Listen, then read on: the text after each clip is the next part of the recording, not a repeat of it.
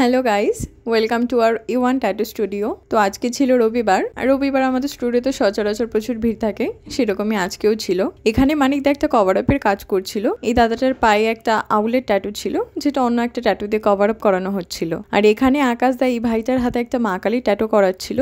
ভাইটা যেহেতু মা কালীর অনেক বড় ভক্ত, তার জন্য এই ভাইটা হাতেই মা কালীর ট্যাটুটা করাচ্ছিল। আর এই দাদার কভার আপ ট্যাটুটা করানোর সময় দাদার খুবই পেন হয়, তবুও মানিকদা কাজটা কন্টিনিউ করে।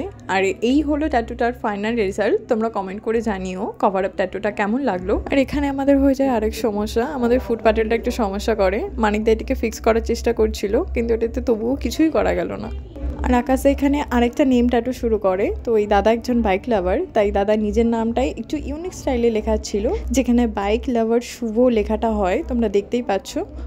এখানে এই দাদার কনসেপ্ট ছিল একটু সুন্দর ব্যান্ড ট্যাটু, যেখানে মাঝখানে একটি সুন্দর ত্রিশূল থাকবে এবং সাইডে ব্যান্ড ট্যাটু থাকবে। তো সেই হিসেবে মতোই আকাশদা একটি সুন্দর ত্রিশূলের টেন্সিল বসিয়ে দেয়, এরপর ব্যান্ড ট্যাটু সুন্দর করে বসিয়ে দেওয়া হয়।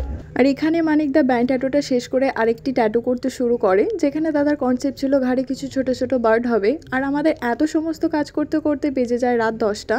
আর এখানে আকাশদা মা কালীর ইনকমপ্লিট ট্যাটুটা কমপ্লিট করতে শুরু করে। প্রথমে এই ভাইটা ভেবেছিল যে শুধু মা কালীর ট্যাটুটাই করাবে, কিন্তু তারপরে এই ভাইটি ডিসিশন নেয় যে তার পুরো হাতটাই কভার আপ করাবে।